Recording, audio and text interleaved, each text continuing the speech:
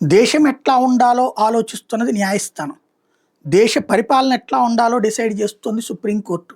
రాష్ట్ర పరిపాలనలు ఎట్లా ఉండాలో డిసైడ్ చేస్తున్న హైకోర్టు. యాక్చువల్‌గా అవేంటంటే పరిపాలన రాజ్యాంగబద్ధంగా లేకపోయినా, చట్టం సక్రమంగా అమలు కాకపోయినా అప్పుడు జోక్యం చేసుకోవాలి. లేదా రాజ్యాంగంలో లేని ప్రొవిజన్స్ ఏయన్నా ఉంటే వాటిని తమకున్న విచక్షణాధికారాలు, విశేషాధికారాలతో వినియోగించాలి. కానీ విచక్షణ, విశేషాధికారాలు విచిత్రంగా వాడుతున్నటువంటి పరిస్థితులు తలెత్తుతుండడం వల్లనే రాజ్యాంగ వ్యవస్థల మధ్యన ఒక ఘర్షణ వాతావరణం ఉంటుంది. చట్టాలు ఏం చేయాలో న్యాయస్థానాలు చెప్పడం, లేదా చట్ట వ్యవస్థలు తయారు చేసినటువంటి చట్టాలని న్యాయస్థానాలు పక్కన పెట్టి తమదైన తీర్పులు ఇస్తుండటంతోనే ఒక రకమైన క్లాష్ వస్తుంది.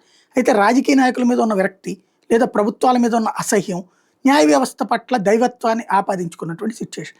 ఆ దైవత్వాన్ని కాపాడుకోవాలంటే ప్రజల యొక్క మెప్పు కంటిన్యూ కావాలంటే కొన్ని విషయాల్లో జాగ్రత్తలు తీసుకోవాలి. అందులో ఎస్పెషల్లీ సుప్రీంకోర్టులో కొంతమంది న్యాయవాదులు కపిల్ సిబల్ అడిగితే అర్ధరాత్రి పొట్లైన లేచి న్యాయమూర్తులు వచ్చి వాదనలు వింటున్నారు.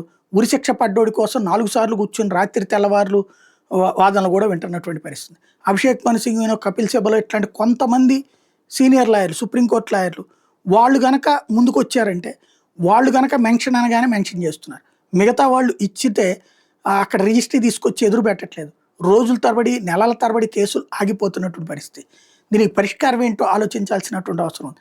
అట్లాగే ప్రముఖ లాయర్లు వాదిస్తే ఏదైనా సక్సెస్ అవుతుంది 100కి 90%. అదే మిగతా లాయర్లు వాదిస్తుంటే మంచి పాయింట్స్ ఉంటున్నా కూడా చేయట్లేదు. అంటే మనకు గనక పాత రోజుల్లో స్కూళ్ళల్లో, కాలేజీల్లో బ్యాక్ బెంచ్ బాయ్స్ ఉంటారు. వాడికి సబ్జెక్ట్ వచ్చినా సరే వెనక ఉన్నాడు కాబట్టి వాడు ఎందుకు పనికిరాడనే ఫీలింగ్ మాస్టర్లకు ఉంటుంది. వాళ్ళు మంచి చేసినా కూడా తిడతా ఉండేవాళ్ళు, కొడతా ఉండేవాళ్ళు. ఇప్పుడు అట్లా మిగతా లాయర్లను చేస్తే కరెక్ట్ కాదు కదా.